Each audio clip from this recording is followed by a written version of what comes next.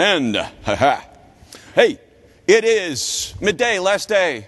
I'm always sad because that means I got to go home and I don't have you guys to talk to. So this is going to be our last session together, but there's some other great sessions this afternoon. One in particular I'd point you to is I'm going to be talking about IPAM, the IP Address Manager.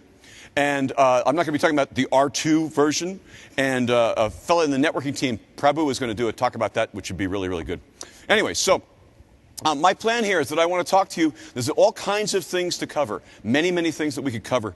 And in 75 minutes, because I've done this talk a few times, although I rewrote it today, but it's hard to get much more than about 4 things done. So that's what I'm going to focus on, and I'm happy to answer questions afterwards about other stuff. I did get 2 questions on DNSSEC, so I'll do that really quickly. DNSSEC didn't change much, except now it is fully compliant with standards, and if you right-click a folder, it will sign a zone immediately. It's wonderful, it's automatic, it's lovely.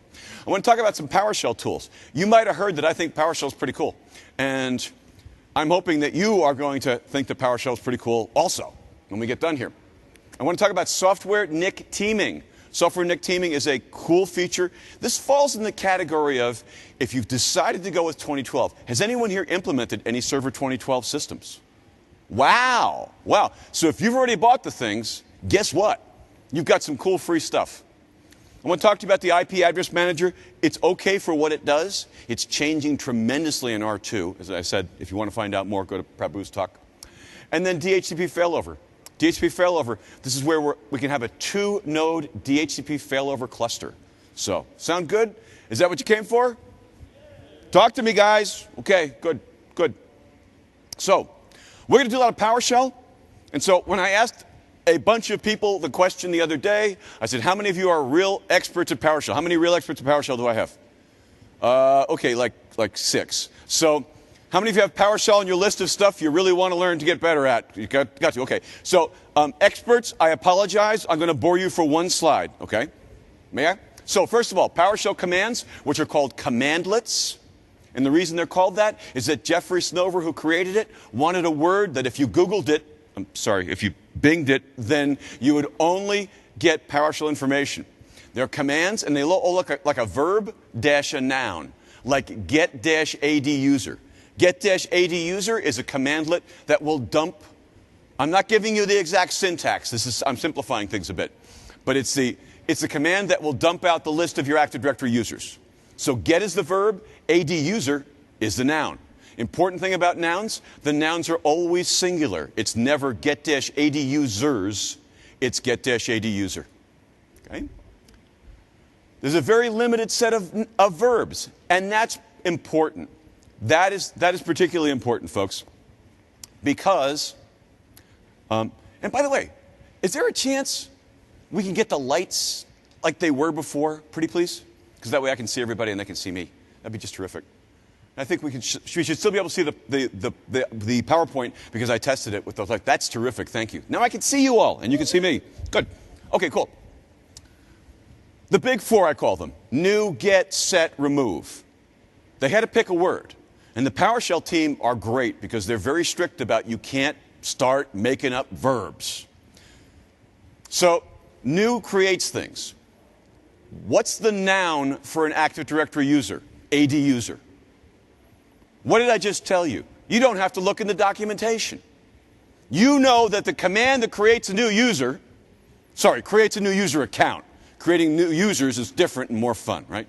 So to create a new account is new-ad user. Does that make sense? What if I tell you that the virtualization team came up with the following noun for virtual machine? VM. What's the command going to be to create a new virtual machine? New-VM. That make sense? That's the beauty of PowerShell. If you came to my class or anybody else's class, I spend the first hour on one command. But once you've got it, the other one's bam, bam, bam, bam, bam, bam, bam. It looks ugly when you first see it. You'll be astounded how quickly it gets easy. Get that's the safe one. It shows us what we've got. If I want to see all my AD users, get-ad user. What do I do to see all my virtual machines? Get-VM. Is this making sense? Good so far? Set lets us tweak things. If you want to change my title in Active Directory, my guess would be set-ad user. Set-ad user. And remove deletes things. So notice we never use the word create. We never use the word show. We never use the word list. By holding the number of verbs down, it becomes easy for you to guess what's going to get the job done for you. So how do we get rid of a virtual machine? Remove-VM. How do I delete a process from a task list? Remove-process. Is it remove-processes? No, always singular. So that's just a little bit. And parameters start with a dash, like set-A to user, mark, dash, title, speaker. That good? Because we're going to be doing lots of PowerShell. All right. So there's a whole pile of new PowerShell commands. Literally over 1,000 networking commands when all said and done. I believe that is the case. So how many of you have ever needed to configure a NIC from the command line? Maybe you need a script. Maybe you need it for documentation. If you're not a fan, because is there anybody here who really doesn't want to learn PowerShell because it looks like a lot of work? I won't ask you to raise your hand. You know. How many of you don't want to do PowerShell at all? I just want to see who won't be here next year. That's all. No, seriously. I understand the initial, oh my God, that's a lot. But the cool thing about doing something with PowerShell is that once the command works, you can copy it right off the command line, stick it in Notepad, and you've just written documentation to rebuild your network. So, has anybody ever had to configure IP configurations from the command line? You probably use NetSH, which is the penalty for shoplifting in 13 states. Having to use NetSH. I've seen people do it through the registry. If you're very, very manly, then you can, drive your way into the registry and you can change your IP from the registry. That's very, very manly. Aye, from back in the days when men were men and sheep were nervous. Aye. So, I don't know why that guy sounded Scottish, because anyway, so rename -net adapter. If you ever need to do this, by the way, what's the default names? Well, the default names have gotten better. Right out of the box, it used to be local, space, area, space, connection. Oh, thank you, Microsoft. Obviously, you guys never script. Don't put spaces in my names. Now, it's just Ethernet. Very nice. Of course, the second one is Ethernet space 2, but you can't have everything. Wireless is no longer wireless space, network space connection. It's now Wi-Fi. I know you guys say Wi-Fi, but you know how it works, right? So, all right. How about setting an address? New-net IP address. And this isn't bad. This says what NIC to do it on, what the address is. What's prefix length? Well, prefix length is another way of representing a subnet mask. Something called CIDR notation. We've seen it ever since, I think, 1992. RFC 1918, I believe it is. I could be wrong about that. No, it's not 1918. I'm sorry. It's anyway. So, get-net adapter. What's that going to do? The nouns net adapter. What will get-net adapter do? Anybody? It will make me a list, right? Of what? Of my NICs. It will list my NICs for me. But then I can take the output of that and run it through a command called where. Where lets me filter. And don't worry about the syntax of this too much. But this example says, show me all my adapters with a link speed is greater than 10 gigabits per second. So some of this starts to look a little familiar, like some commands we've been using for a long time. Here's another one. Disable a network adapter. Set a net adapter's MAC address. You can set its VLAN ID. Now, I want to caution you, that doesn't work for everything. The commandlet can only do what the driver allows, and as I'm sure you know, some network drivers will not allow you to change a MAC address. That make it sense?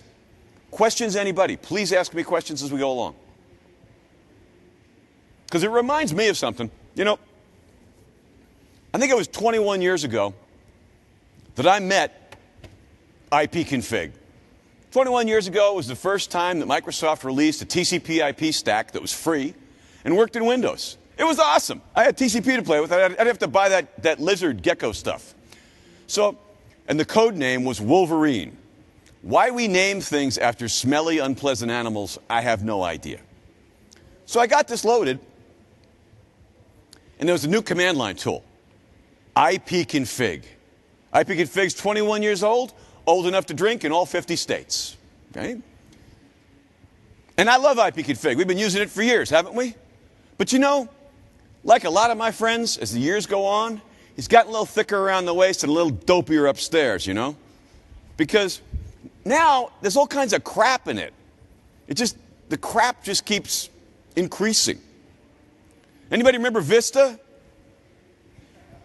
First time I ran, here, it's like this. So first time I ran an ipconfig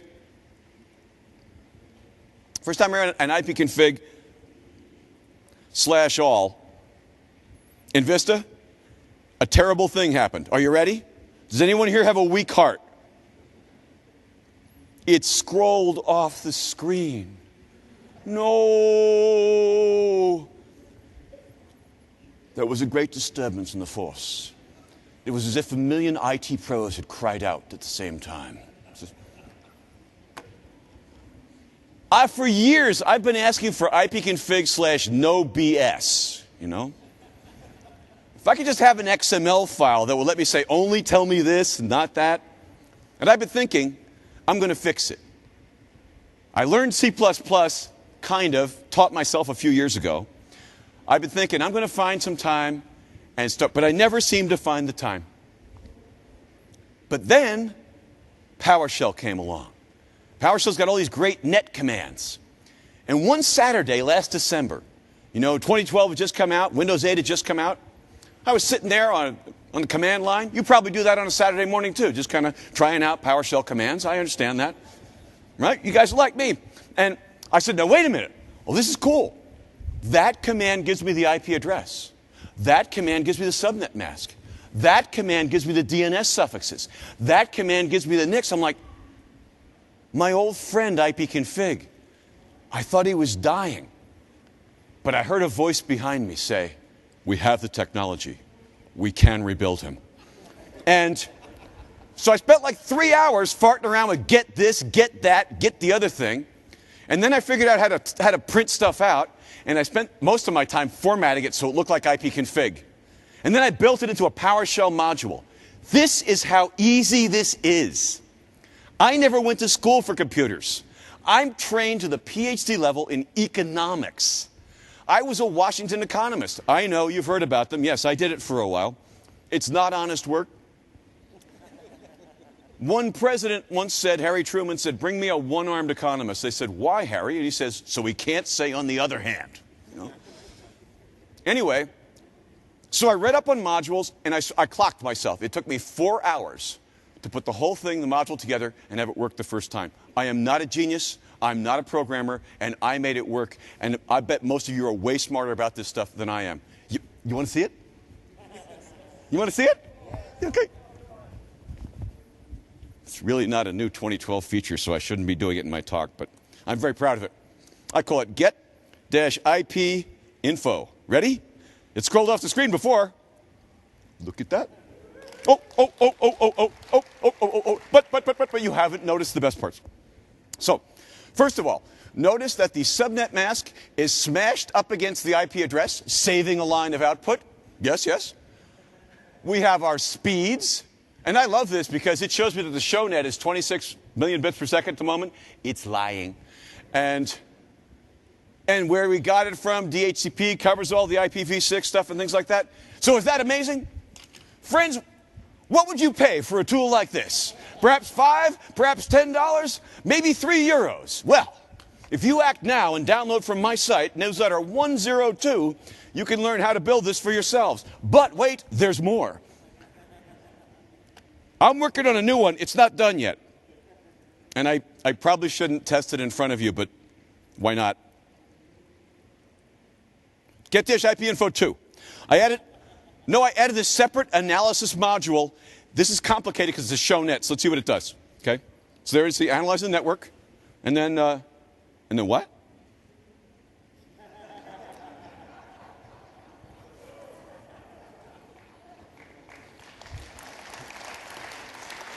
Don't.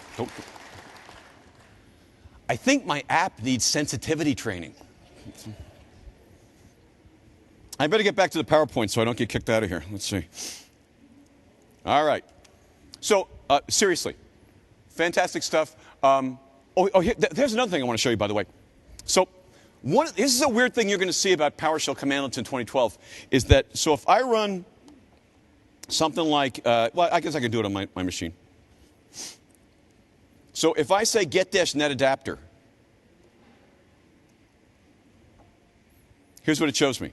It says you've got 2 network adapters, one's called Ethernet, one's called Wi-Fi, shows me some stuff. But that's not a lot of information. Where's that link speed? This is an interesting thing. PowerShell, when you run a PowerShell commandlet, it is usually the case that the PowerShell commandlet knows more than it's telling you. Yes. Every time, almost, that you run a PowerShell commandlet, because I want you to understand this because it upset me the first time I saw it. What does that mean? I'll tell you what it means, friends. It thinks that PowerShell thinks that we can't handle the truth. But we have ways of making you talk, PowerShell, and so I want to show you how to make them do it. If I do that same command and I pipe it into select star, there's different ways to do it. I'm going to show you a simple one. Select star, that's just show me everything. I get lots more information. But it's not very readable. So maybe we do something else. Let's run that command again. Let's pipe it into another cool tool, out-grid view. I just have to learn how to type. You ready? It brings up this thing that looks like a spreadsheet. Isn't that kind of cool? Oops. I thought I messed up, guys. I thought I had Zoom it loaded already. Recinovich will never let me hear the end of this. So here I'm seeing information, more detailed information.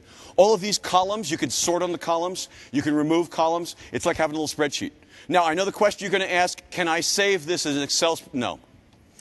As a matter of fact, you can't save it at all. Because, but I mean, it's still nice. It's a great way of seeing big whacks of data. It's a really, really, really nice tool. That's called the grid view. This is what I really want, though.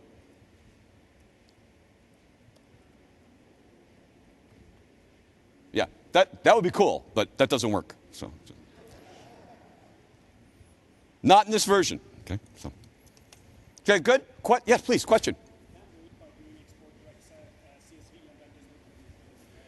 You know, there's always a guy who pitches it across the plate. But yes, so the answer was, now, wait a minute, Mark, you're an ignorant fool. Something like that.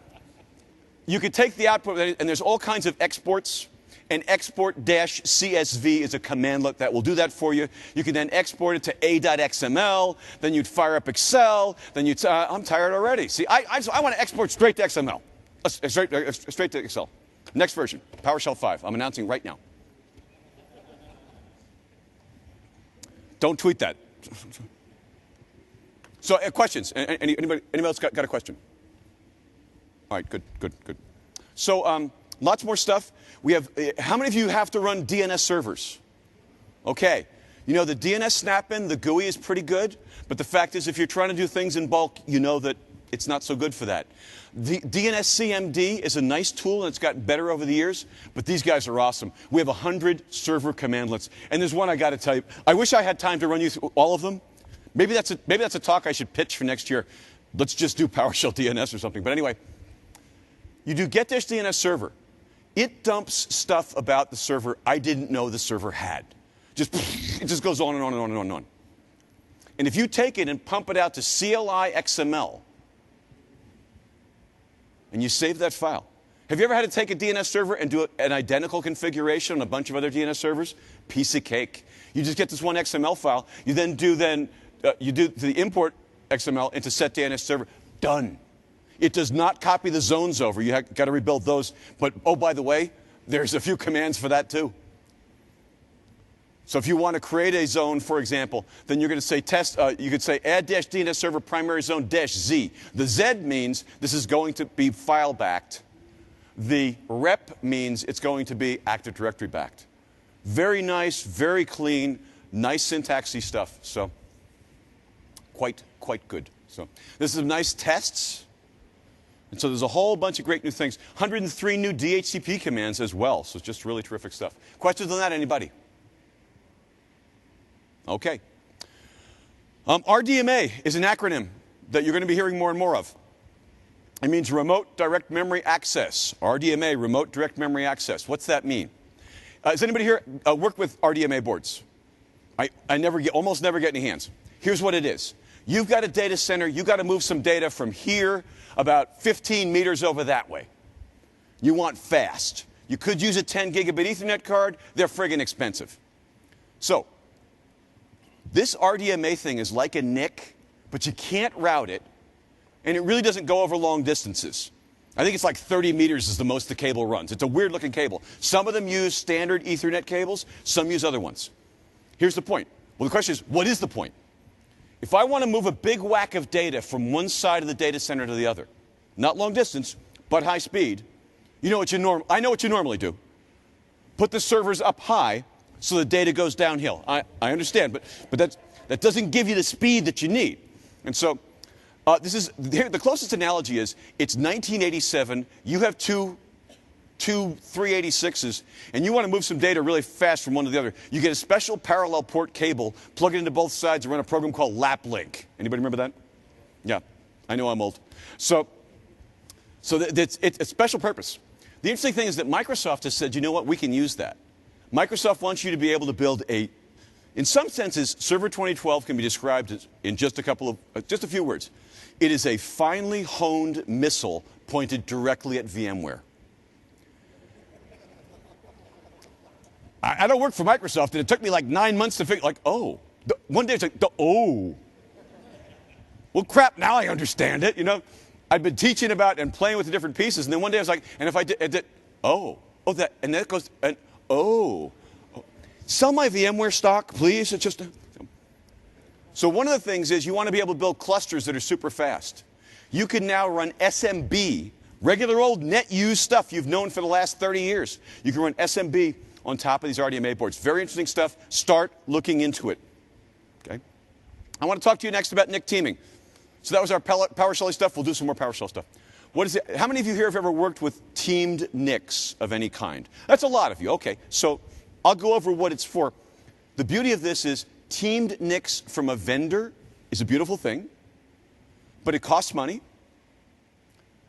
It may be trouble to manage because some of the tools that I've worked with are a little wonky. And you can't mix NICs. You can't mix like a Dell NIC and an HP NIC in a team. So what this is going to do for you, well, here's what I'm going to tell you. I'm going to tell you why you care. We'll talk about what it does for you. And then what you need to know to configure it. Because it's a really neat feature. This may be the best feature I'm going to show you because it's going to save you a lot of money. If you've already got Server 2012 and you've already got servers, I guarantee you that most of you will be able to do a couple clicks, or better yet, a single PowerShell command, and get yourself some extra performance, okay? So that's my plan. What's it do? So imagine I've got 3 NICs on my system. 3 NICs on my system. What am I going to get out of that? If I turn on NIC teaming, here's the first thing I get. I get 3 times as much outflow. I can pump out 3 times as much data as I would with 1 NIC. So outbound always works. I may get 3 times as much inbound if I have the right switches. If not, I don't get an if I don't have the right switches, I don't get faster inbound. And I also get failover. If a NIC fails, then something else will step in and take its place. And in certain configurations, if a switch fails, then it'll take over. Why is that good for you? This is the scenario I want to talk to you guys about, and this is the only reason. I wouldn't put this in the presentation if I didn't think it would save you some money. Yes, sir, please. What does it mean, the right switches? That's a great question. It's good to have a shill in the audience. Have we ever met before, sir? That's right. It's like 3 slides from now. It was almost perfect, man. I promise I will answer all questions, but thank you. It's always fair to ask that question. Is the strange man going to wander off and not explain that? No, I'm going to explain that. Okay, so when you roll a server, a little 1U server onto your racks, how many NICs are on that server? It depends, right? I want to say 2. Those are the ones I've seen. I don't do a lot of work in data centers. A lot of my clients tell me there's sometimes 4 NICs on server boards, right? I've heard 6. So if that happens, you roll this board in, it's got 2 NICs, 4 NICs, 6 NICs. How many do you plug in? 1. Right. What this is going to do is you plug a cable in, you click one command, and the worst thing that happens is that nothing's any worse. But the chances are very good you're going to get some performance. That's the reason I want to talk to you about it. So if you'll permit me, let's spend a few minutes on it. So NIC teaming, its official name at Microsoft is Network Load Balance and Failover. There's a guy at Microsoft who comes up with sexy names for new stuff. And I'm telling you, he's firing on all cylinders when it comes to Server 2012. So it's LBFO. And if you Google it or Bing it or whatever, I get in trouble when I use Google in my PowerPoints because at some point the Microsoft guys always say, Google, what's that? So I changed to Bing, and that's anyway. And why do we Bing? Because it's not Google. B-I-N-G. Because. You didn't know that? You didn't know that? Serious. It's not true, but it's a great story. Okay, so you can use any NIC or combination of NICs. You got a Dell NIC, you got an Ethernet NIC, you got an Intel NIC, doesn't matter. They'll all work together. You can mix up speeds, but that may be a bad idea, and I'll talk about that. The RDMA boards I just talked about can't do that. I want to tell you about things I've tested and things I've heard. It says you can use up to 32 NICs in a system. I have to report to you that I don't have any servers that have 32 NICs on their motherboards. So that's just projectorware. That's what I've been told by the nice Microsoft people. And you can do it from Server Manager, and you can also do it from PowerShell. So I want to give you a feeling for what it does. And by the way, I recognize that many of you have worked with NIC teaming. I hope I'm not boring you. I just didn't know whether, some of you said you haven't, so let's just quickly talk about how it works. So outbound traffic goes across all your NICs. If I had a 3-NIC system, so what have I done? I've tripled the outbound traffic. What about the inbound traffic? Well, it depends. Got to have the switches. Here's an interesting point about the outbound, though. Any given TCP conversation doesn't get spread. So if you're doing a file transfer from my website of a 10 gigabyte file, and I got 5 NICs, do we get any speed improvement? We don't. Because if you're actually, it depends. But if we're transferring data from my web server to you, the chances are good it's one TCP connection. Now, why does Microsoft not break up a TCP connection? Very simple. It would be nice. If I've got 5 NICs, that means I got 2 gigs going down one and 2 gigs going down the other, and pretty good. The problem is, though, that if we bust up a TCP connection across many NICs, what are we going to do? The receiver has to keep track of a lot of blocks that come out of order. And so Microsoft made the judgment call, I think it was the right call, that within any particular TCP conversation, it doesn't get broken up. Does that make sense? Has anybody got a question on that? Please. Oh, okay. Okay, good, thank you. Anybody got a question on that? Great. Okay, then. Failover happens when you lose a NIC. But the important thing, my question is always, well, how is it smart enough to do that? And the answer is it doesn't have to be smart. It's just, you got the fact is you have more than one NIC, you're doing TCP communications, and TCP normally, naturally does retries. One of the things I like best about this is there's no weird protocol. There isn't some imaginary new proprietary Microsoft thing that only works when you're talking to other Microsoft servers. That's not what's happening. This is simple TCP. This will work if you're talking to Linux boxes. It'll work if you're using any kind of network cards. Does that make sense? All right, good. All right, here's the thing, though. Let's talk about that switch thing. So I love the software NIC teaming feature. The things you got to configure, though, I'm not happy about the labels. I think they might have worked a little harder on making it clear. So I'm going to walk you through this stuff. Now, it's the switches. Ever since NIC teaming appeared, you need switches that are smart enough to work together for incoming. And as a matter of fact, I'm going to say that any enterprise-level switch built in the last 10 years can do teaming. Is that about right? That's at least what I've seen. And there's 2 kinds, by the way. So there's basically 3 kinds of switches. One are the ones that don't understand NIC teaming at all. 2 are the really old ones that know NIC teaming. They're sometimes called static NIC teaming. Why? They're called static because you have to configure them by hand.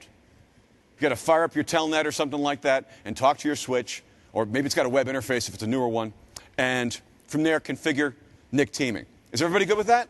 I know some of you know this. If you're the person that doesn't do this, don't be quiet because nobody else is asking. I'm talking to you. Is this making sense so far? about 10 years ago, the link aggregation control protocol comes around. It's an IEEE number I can never remember. And its job is you don't have to configure them. You just plug them in, and 99 times out of 100 they work. So LACP. So there's 3 levels. We've got switches that don't understand it at all. We've got the older switches that you got to configure by hand, but they'll still do teaming. And then there's the automatic ones, which is most of what you've purchased, your company's purchased in the last 10 years. Questions on that? Anybody? And in answer to the question, how do you know? You got to look in the manual. I mean, it's not like they have a LACP logo or something like that, okay? So part of your LBFO configuration is figuring out and telling what kind of switches you've got. So you want to set up, so you say you want to set up a switch, you say you want to set up a NIC team, do you? Well, at this point, think of a movie that I think every IT pro has seen. Monty Python and the Holy Grail, am I right? Okay. Well, they're at the gorge of eternal peril, and they're trying to get across this gorge, but the old man gets in the way. And what does he say? Answer me these questions 3. Err the other side, you see. So there's 3 questions we've got to answer. You ready? What is your favorite? No, sorry. It's not what is your favorite color. It's, you got to tell it what kind of switch you got. You got to tell it whether you're doing Hyper-V or not. And you got to tell it if you want to do active and standby. That's failover. I will describe all of these guys. So those are 3 questions. What kind of switch? Is Hyper-V involved? And in what way? And are we going to do active standby? So one at a time. Teaming mode. So tell me about your switches. Now, if your switches, here's a clue, okay? So 3 settings. Switch independent, switch dependent, and LACP. Remember I said there's 3 kinds of switches? The dumbass switches that don't do anything, switch independent. The older NIC teaming switches that you got to configure, that's switch dependent. Some people call them static teaming. Most of the ones built in the last 10 years, the big ones that a company would buy, LACP. So those are your options. It's switch independent, switch dependent, LACP. Are we okay so far? Now, let me talk about a little bit more of that. How do you know? Well, you can look at the manual, but here's a clue. If your switches say Netgear, Linksys, or Belkin, go with switch independent, okay? So. Now, there's other reasons to use switch. There are 3 reasons to use switch independent. The 3 reasons are A, Linksys, Netgear, Belkin. That's one reason. So if you know, it's dumb. The second reason is this. What if you want to say, I like this failover stuff. I got 3 NICs and 3 cables. I'm going to run them through 3 different switches. That makes some sense. If you do that, it has to be switch independent. So, A, you know you got stupid switches. B, you're going to run more than 1 switch. C, you don't know. If you don't know, you can never go wrong saying switch independent. It'll be a little slower. You won't get the incoming benefits, but the outgoing will still be fine. So the whole point is, you can never go wrong saying switch independent. Yes, sir, please. You've got link connections between 2 separate switches. Can you use it then? If you got link connections between 2, so if they're effectively like 1 switch, yeah, you're fine. Then you can go with the switch dependent LACP. Okay. And by the way, it's super easy to try it. I mean, so if you plug it in and it doesn't work, you'll know immediately. It's like, so switch independent, you can never go wrong with it. But it may be slower than it might be. And again, don't be afraid to try it. Questions, anybody? Move along to the next question then. What about load balancing? Load balancing says, I got 3 NICs. I want to put some data on this NIC, some data on this NIC, some data on this NIC. How do I spread it out? Typically, we just use an address hash of some kind. It's super simple. In 99-point-something% of the cases, address hash. And by the way, that's the default. What's the default here? Switch independent. The safe one. Good work, Microsoft. What's the case here? Address hashing is typically the thing that's used to do load balancing, but in a very specific edge case. You ready for the very specific edge case? Anybody ever heard here of SRIOV? Okay, SRIOV is where I take a physical NIC and I give it to a virtual machine. You could do it in Hyper-V 2012. If you want to team a bunch of those NICs, if you've taken a bunch of physical NICs and bonded them to a particular virtual machine, don't say address hash, it won't work. Instead, say Hyper-V. Does everybody understand this?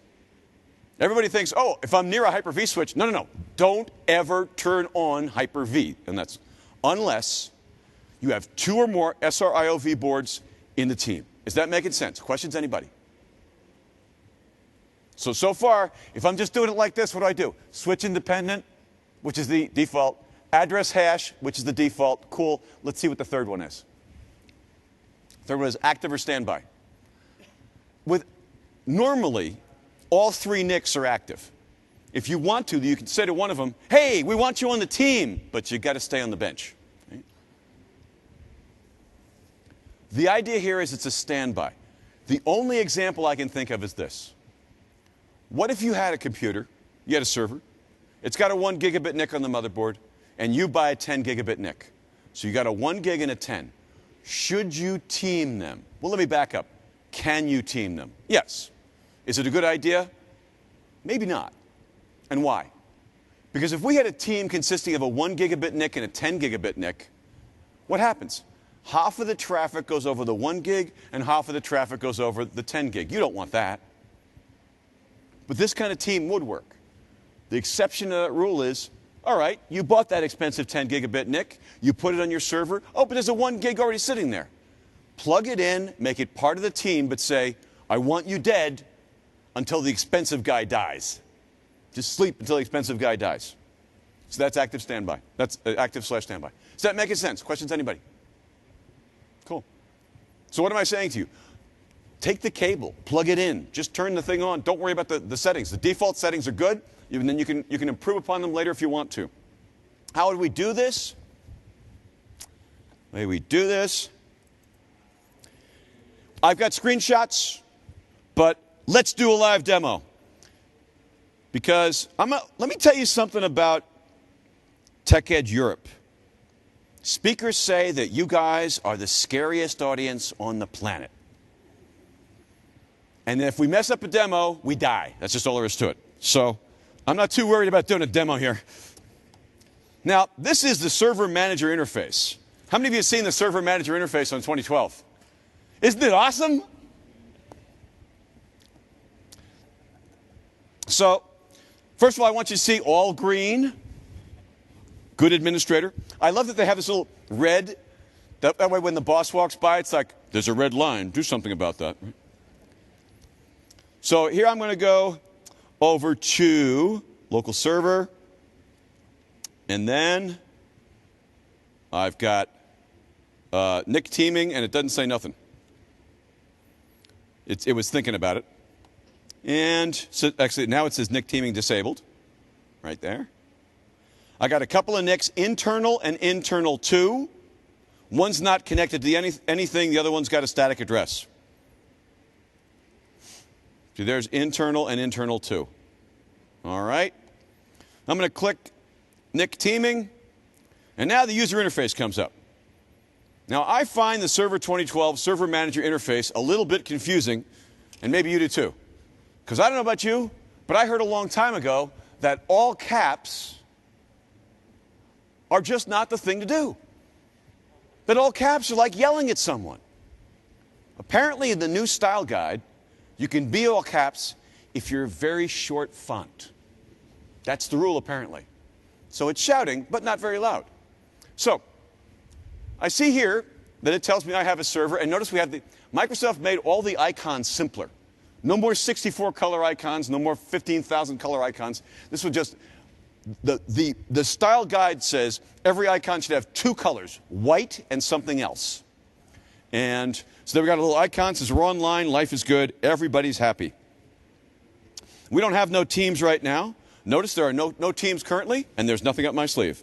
So I wonder how I'll make one. Let's see. The thing that I do is I start clicking tasks, and according to tasks, I can make a new team. It's interesting that new team isn't all caps. I'm confused. Are you? Actually, no, really. The Server Manager is an awesome interface, and you know why? Because when you've used it for 15 minutes, you say, oh, teach me PowerShell. Please, teach me PowerShell. It's a brilliant move. Once again, Microsoft has done the right thing. And they don't get credit for this stuff. I don't know why. It's just not fair. It's just not fair. So let's see. Tasks and new team. I'm going to make that guy and that guy. Do you get that checkbox thing? Very complicated, you know, so let's see. And then we say, oh, got to give it a name. Nick Team 1. Additional properties. That's where we're going to change those other things if we want to, but in this case, we're perfect. Click OK. It thinks about it. Up there, see that saving? Aha. And then see, it's barking at me here because the media is disconnected. And the funny thing is when it sits there for a little bit, it stops barking. And I get the warning, warning, switch independent. Danger, danger, Will Robinson. So I have a Nick team at this point. Pretty exciting, huh? But you know, that was a lot of clicking. I wonder if there's another way. So let's get rid of this thing. Delete. Delete the team. It may take it a second. There we are. And remember, in Nick teams, there's no I in team. There's me, though, if you move the letters around. So it's... Okay. Let's go back to the real server manager. Now, this PowerShell stuff's pretty hard. So let's see. What's the verb going to be to create a new team? What's the verb going to be? New. New really isn't a verb, I know, but you want to see a real weird command in PowerShell? Get-verb. Shows you all the verbs. But you know what the weird part is? In this command, the noun is verb. That's not right. That's just not right. So,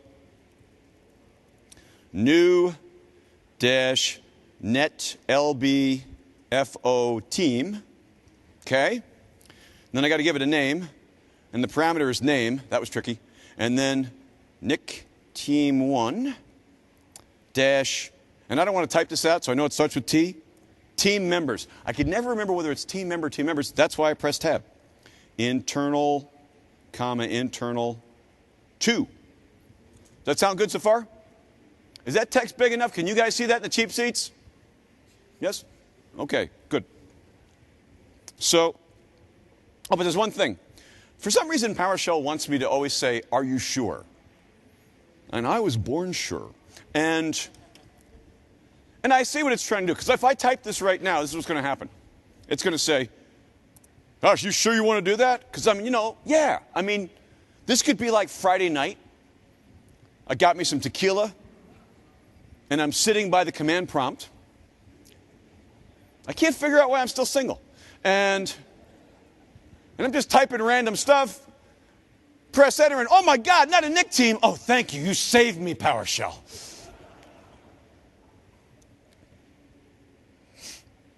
So we can get past that.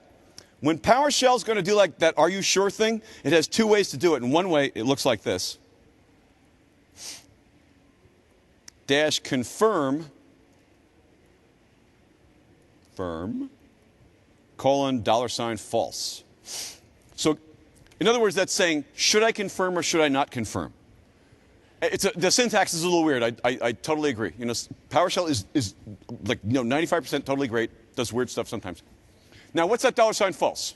The $ false. Some of you will know this because you've done programming stuff. $ false is an example of a variable called a Boolean. Booleans can only have two values: true and false, Republican, Democrat, whatever, stuff like that. So what's the $ false? It's the variable. It's the value that contains false. Why is the $ there?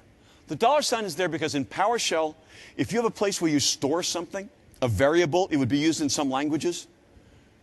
You know it's a variable because it starts with $. $sign is always the first name.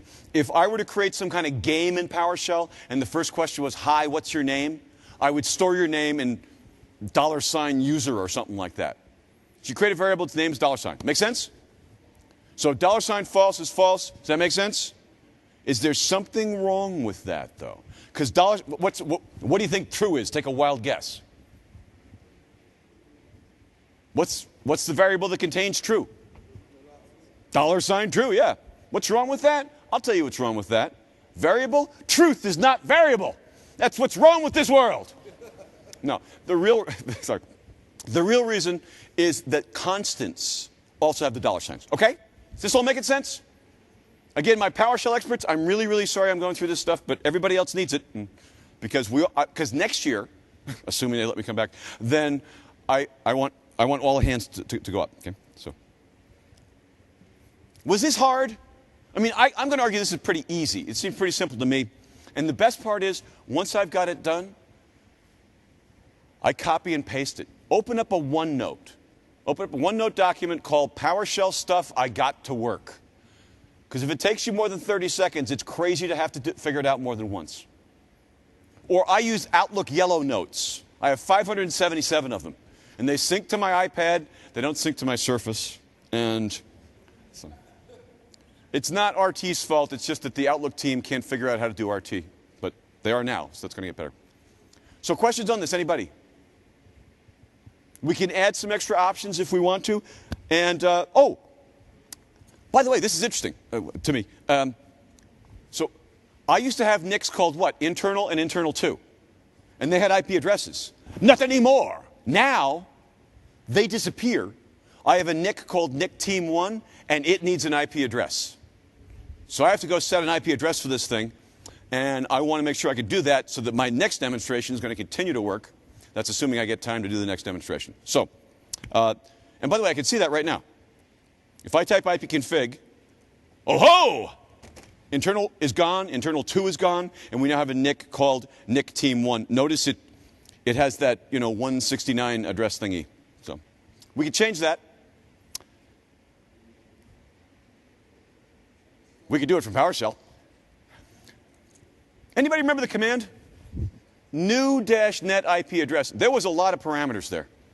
You're thinking, he's going to type that from memory? Hell no, I'm 55.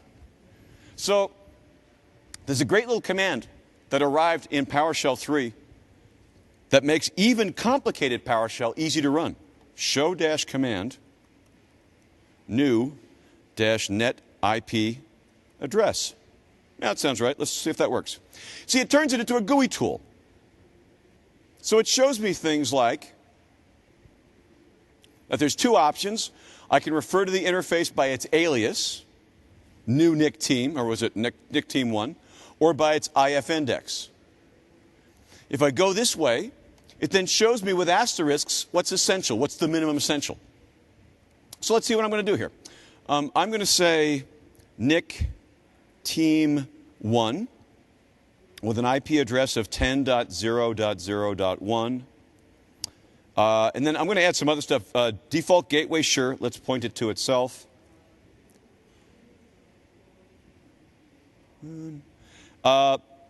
Prefix length. Prefix length is how many ones are in the subnet mask. That's the /24 stuff. The only thing that's missing here is I kind of wish that the network team had put a space in here for a DNS server. But we're going to fix that in a minute. Does everybody see what I'm doing? Even a complicated PowerShell commandlet that you can't remember, just cheat. Do show command. And then once you're done, oh, look what we got down there. Run, copy, cancel. I'm going to run it. Fingers crossed. Looks like something happened. But we still need a DNS address. No problem. Set-DNS client server address dash, well, I don't know. Interface index? I don't want to do interface index. And by the way, I don't type that quickly. I'm just using tab to do my work for me. And by the way, PowerShell has an integrated script editor at work with it that I don't want to scare you with, but it's really cool. It gives you all the IntelliSense stuff that you'd like. I put in the name, NIC Team 1. I believe that's the name. Dash server addresses. And the address of the DNS server is that machine right there. I think that'll do the job. I could be wrong.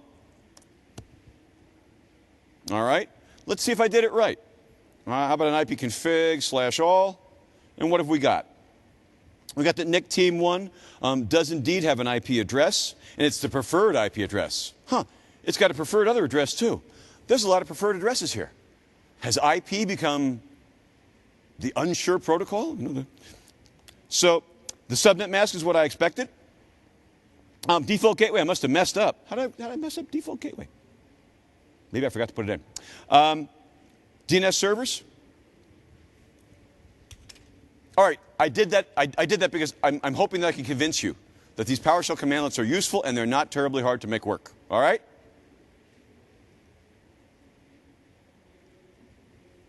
Back to our regularly scheduled PowerPoint.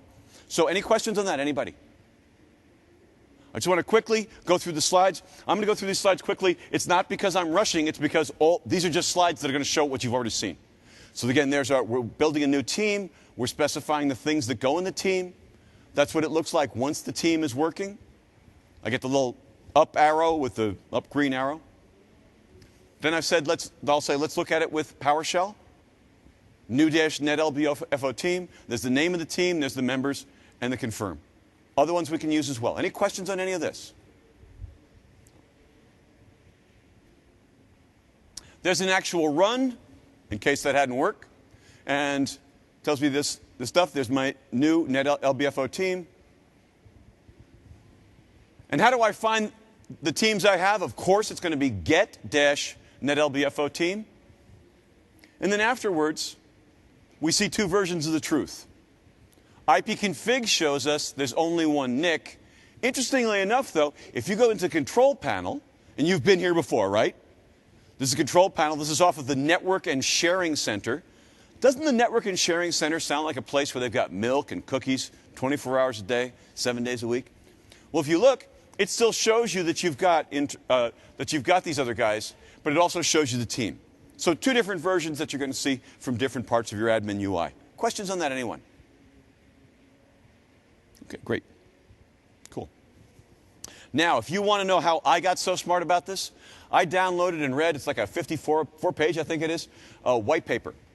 It's, if you just search on 2012 NIC teaming deployment, and you'll get this information. So some really, really good stuff here. Any questions? Good. All right. You guys are quiet. That means I'm going to get this done on time. Yay.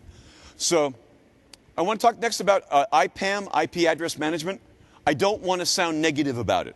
The people who built it gave it a high bunch of things to do. I mean, they had high hopes for it. And I honestly, so what it does is it lets you lets you manage your IP addresses, which is great. But it also gathers information about DNS, about your quarantine servers and your DHCP servers. And I just don't think it's necessarily that useful. But let's look at what I see as the really useful part. And again, everything I say changes in R2 because again, what this does changes considerably. So it'll collect information on your IPv4 addresses. It'll suck information out of your DNS servers, your DHCP servers, and so on. I mean, how many of you keep track of your IP addresses with a spreadsheet? That's everybody, right? So that's great as long as it's IPv4. Has anyone here typed an IPv6 address by hand? That's not as much fun now, is it? So the steps are pretty easy.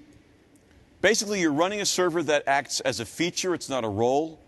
And it goes out and interrogates servers. The problem is, or not the problem, but the thing that gets in the way, is that these servers are by their nature secure.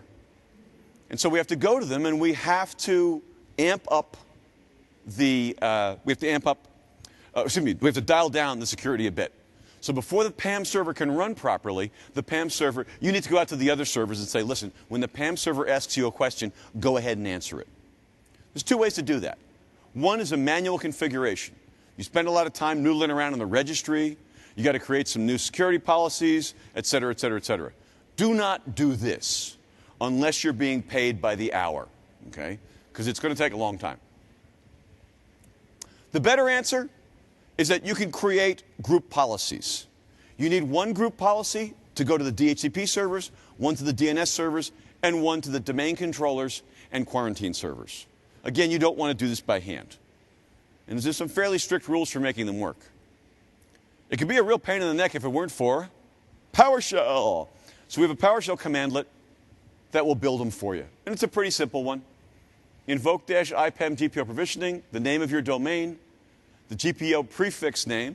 All of the GPOs need to have the same few letters in the front for the thing to work. and then the name of the IPAM server, that's the FQDN, and then dash force, because otherwise it'll say, are you sure? That will create the group policy objects. Link them to the domain, GP update everything, do a resultant set of policies to make sure that everything's connected, and then fire up the IPAM wizard. The IPAM wizard starts out by saying, it's just kind of overview, it says this is what we're going to do. Then the wizard says, how are we going to provision? How are we going to configure the servers? One option is manual. Don't do this if you value your sanity. Instead, use group policies. And so once you set up the group policies, it needs to know the prefix. Remember, we created a prefix for the group policies. Pretty simple. That's why I'm going through this quickly. Any questions? Once we do that, there's a little wizard you run, and it's got the 6 steps that you see here. Kind of funny thing about Server Manager is that Server Manager seems to like low contrast screens. This is kind of like a powder blue against a bright white. So every time I run Server Manager, I'm reaching for the contrast knob on my monitor, but there hasn't been one for 25 years. So anyway. Those are some of the kinds of reports that you get. Again, it's keeping track of either your dynamic or static IP ranges. And the last piece of advice that I have is that you probably won't get PAM to work the first time. That's okay. I think it happens to all of us. Go back, remove the role, run some PowerShell to build those group policies, double check that they're applying properly. But mostly, remember the Galaxy Quest advice, never give up, never surrender, and you will prevail. Oh, one more thing it does, by the way, it's kind of cool. It takes a lot of setting up, but by turning on some audit policies, you can create a report of every IP address that a given user has used in the last month. So if you do forensics, that might be an interesting side effect from IPAM. Let me say that again. So if you want to get a list that says each of these people, these are the IP addresses each one used. So, question, yes? Yeah, you said everything's going to change to R2, or everything's going to change? Yes, I said that things are going to change in R2 PAM. Why am I not talking in Server 2012 R2? Why am I not talking about that? Because I don't know all of it yet, because they haven't told me. So, but this is a good talk this afternoon that I'll be at, and maybe you will be too. Okay. Other questions? Anybody? Has anybody played with PAM? Has anybody set up an IPAM? No. Cool. Doing the job for you? No. That's my R2. It's going to be much better on R2. I could be a Microsoft guy. The next version is going to be great. Okay, I want to talk about DHCP failover. DHCP has always been kind of an interesting protocol. I mean, I remember the first time I saw it because it was like the early 90s, and I had an internet domain. I was connected to the internet, and this was back in 1990 was when I first got connected. Now it was dial-up, 14.4. So I was on the information superhighway, but I was kind of, an unimproved country road. And, NT came around and it had IP stuff. And I was used to having to set up static configuration for all my machines, and that was annoying, This DHCP thing comes along, I'm like, woohoo, this is pretty cool. I asked the guys at the ISP about it, and I wasn't getting any help from them because they said, oh, you're the Windows guy. Like, I must have been the only Windows guy within 300 miles that was trying to connect to the internet. And they're like, no, it's a terrible operating system. Bill Gates is the devil. Don't you know? He's the devil. Buy a Unix box. Like, yeah, I'll get right on that.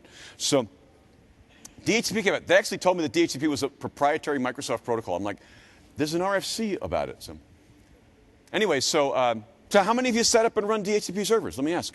Or have had to? Okay, good. Microsoft DHCP servers? How many run? Good. You'll like this then. You'll like this a lot. And how many of you ever track the way DHCP works? Because it was interesting. When the NT 3.5 technical resource manual came out, it talked about DHCP and it tried to explain it. And the way it explained it was, a machine wants an IP address, so what does it do? It broadcasts. I want an IP address. All the DHCP servers, this is the way it explained it, all the DHCP servers within earshot offer them addresses. So there's a number of offers. My favorite part is the client looks at the offers and chooses from the offers depending on a set of criteria. Anybody remember that text? What are the criteria that a client uses to pick a DHCP address? It's the first one it gets, yeah.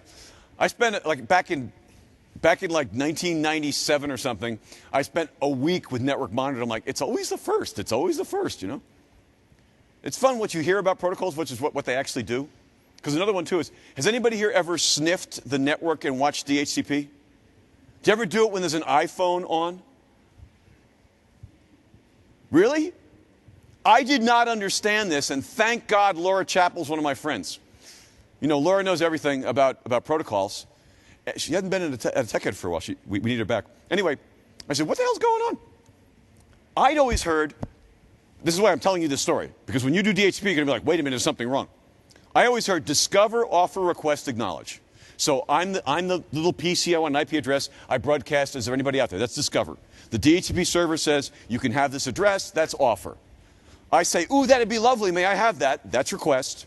The DHCP server says, yes, you may, that's acknowledge. So discover, offer, request, acknowledge. DORA. Okay? I'm looking at some of these, and it's like going, do-do-do-do-do-do-do-do-do-do-do-ra. I'm like, what the? It's the iPhones.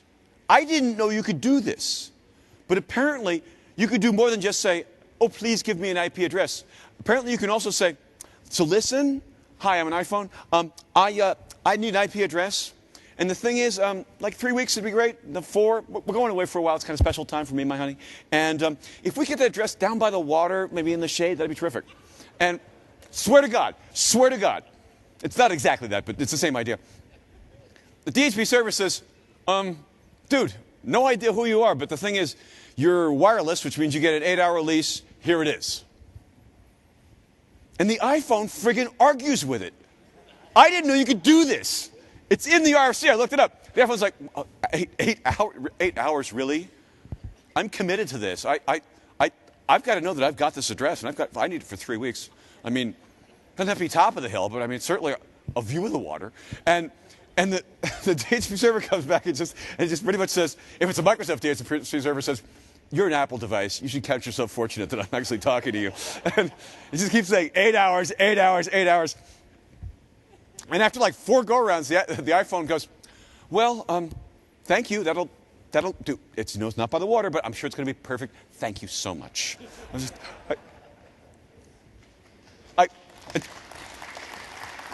It's true. It's all true. No, the reason I told you that is that it really doesn't have to do with this, but it has to do with the fact that if you're running a Microsoft DHCP server now and you're getting weird stuff in the logs, it's the wireless devices, and they start with app and then with LU. Okay?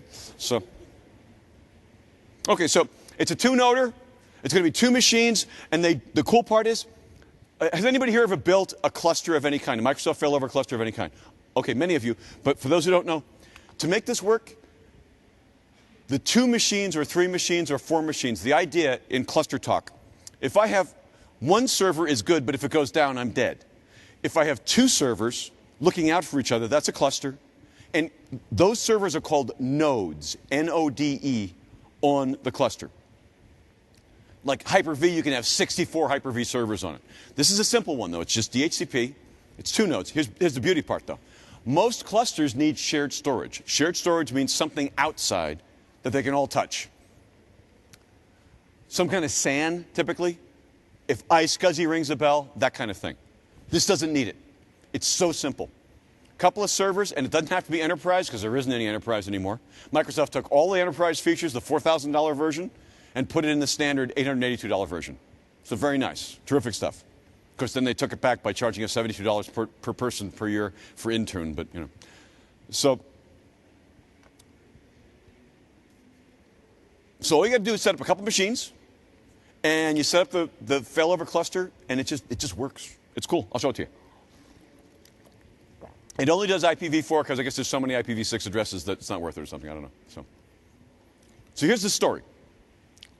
We got 2 DHCP servers. We can set them up so they share a scope. Because I know what you're doing now. You're doing that 80-20 thing, right? You're doing that 80-20 thing where 80% of the scope's on one DHCP server and 20%'s on another. You're not supposed to do that. The RFC specifically says, you 80-20 people, stop doing that. Because in theory, there could be some problems. Anyway, and R2 gave us a nice feature for that. R2 gave us a feature whereby the DHCP stuff got moved to India, to Hyderabad, about 7 years ago. And these guys do a great job. Like, we've had all kinds of great improvements. It's like they use the product. It's just absolutely amazing, you know? And so what they did last time before they got this working was they said, okay, if you're going to do the 20, if you're the 20 server, you could dial up a delay. So you could say, if you're my backup server, don't respond for 20 seconds or 25 seconds or something. That's a nice workaround. Well, what these guys found was that in 2003, somebody did a working paper, in the IETF, somebody did a working paper that never became an RFC with a way to do it. And they're like, let's implement it. So I think you'll see they did a nice job. So we start out with 2 nodes, and they share the scope in some way. And by the way, they could do it 50-50, or they could do it 95-5. I mean, you could do a hot standby, like I'm a DHCP server, but I'm not doing anything till you die. Or the alternative is we just load balance. You just dial it up as you like it, okay? Starts out, there's 3 modes. The first one's okay. The second one is called communications interrupted. And the third one's called partner down. Partner down. Sounds like a 70s TV show. Partner down. So if a DHCP server goes offline and there's a heartbeat, first DHCP server says, server 2, you okay? Yes, I am, server 1. How are you doing? I am fine, thank you, server 2. This is a heartbeat thing that goes back and forth. If one goes offline, the mode goes from OK to communications interrupted. All right? What happens at that point? The remaining node keeps doing the job, but if requests come in that normally the other guy would do, it answers those questions as well. So it takes the whole load. Now remember, though, if I'm one of the partners, I may only have 50% of the addresses. When I run out of my addresses, I start stealing from yours. But I don't know, because I'm hoping you'll come back. I mean, I visit you in the hospital all the time, bring you flowers, read to you, and I know you're going to be back any old time, partner, you know? But what I do is when I steal one of your addresses, I don't do like an 8-day lease. I do like a 2-hour lease. This smaller lease is called the maximum client lead time. And if you think about it, if you've studied DHCP before, you know that it is an acronym-rich area. Nothing has changed about that here. So MCLT is the maximum client lease time. And by default, we stay this way forever. So let me quickly do that again just to make sure everybody's with me. One partner goes down, other one picks up the whole load, uses its own addresses till it's burned out, until there's no more addresses, then starts to steal your addresses if you're the down partner, but uses a shorter lease, and this can run forever. Are we okay on this? We could take it a step further. If we take it a step further, we set a flag called the auto state transition flag and something called the auto state switching interval. What this now means is partner's down, clock's running. If the partner's down for 3 hours, we assume he's dead and go all Al Haig on him, you know? Which is the partner's down, we assume he's dead, and we take control of the entire zone, the entire scope. Make sense? So by default, we stay in communications interrupted forever. If you flip that switch for the auto state transition and you set a time, it'll become official at some point. So that's our basic idea. Any questions on that? I'll get into more detail in a moment. But is everybody okay so far? Okay. Now, in theory, we could imagine a bad guy trying to insert a fake node into the cluster. A fake DHCP server with evil addresses or something like that. The way we get past that is that we sign those heartbeat communications. Signing a heartbeat communication requires a shared secret, and you just type one in. It's text. And for those that are tracking ports, that's TCP port 647. How do we make this work? Get 2 DHCP servers up on our cluster, authorize them, give it a name. Got to have a name. Every good relationship has to have a name. Benifer or something like that, right? Set up a scope on one of them, and then do failover options. And I think I can show it to you. I think I have time to show it to you. Cool.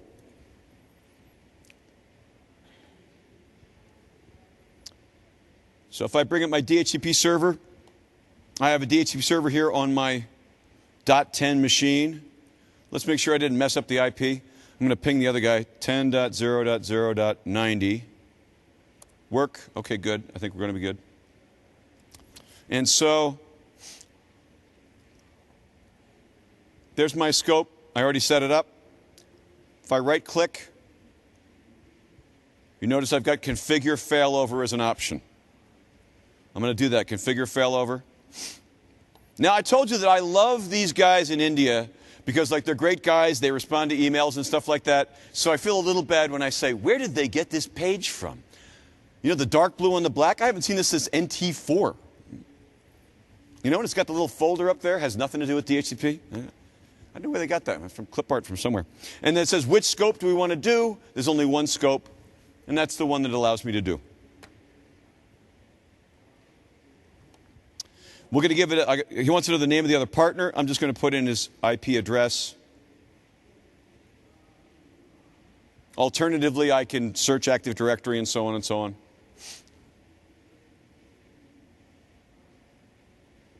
Goes out and finds it. I got to give it a relationship name. Here I can set the maximum client lead time. You see the default is an hour.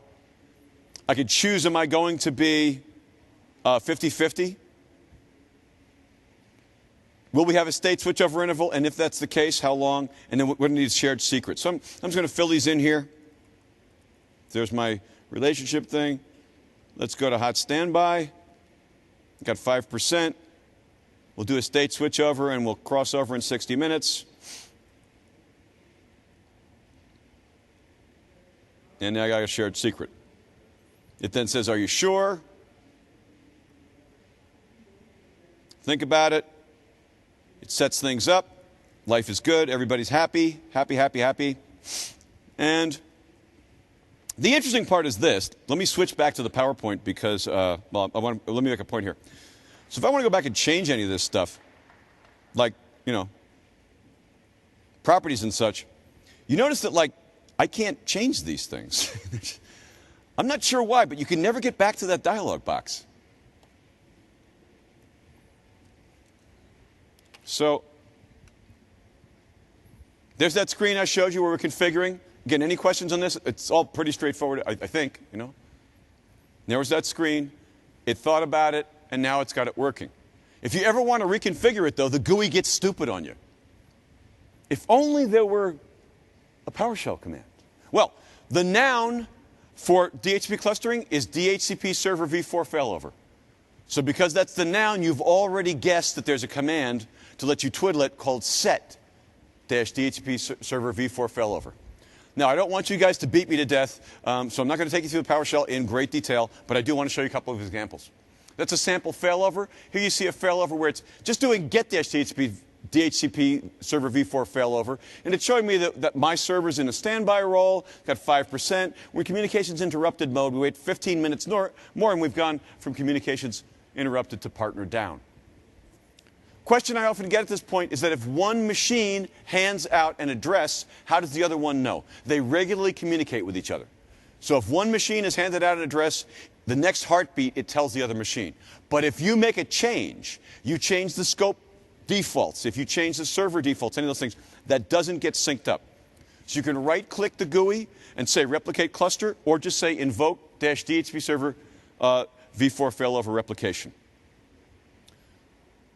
For those who care, set-DHCP server v4 failover gives me a lot of control in modifying the behavior of the cluster. Its name is going to be scope1 clus. That's the name of the relationship. Dash auto state transition $true. I just said seize control. State switching interval 2 hours. Maximum client lead time 20 minutes. You can configure any of those things. And there's yet another example of how we can do this to force things into partner down mode. So if I could keep you for just another moment, please. This is my last talk, and I just want to say that I get to come here because you guys are so kind about letting me. And by the way, there's the QR. I'm begging you to do evaluations, please, because we're getting like none, and the conference managers are just going crazy about it. Two reasons. One is that I'd really like to hear that you liked it, you know, and if you didn't like it, I don't want to hear that too. If you didn't like it, come talk to me. And the comments are important. I mean, if you really like something, you know, type that down, write that down. If you really didn't like something, tell it as well. I hope that you enjoyed this. Hope I get to see you next year. Remember to use this knowledge for good and not for evil. Thank you again. Thank you.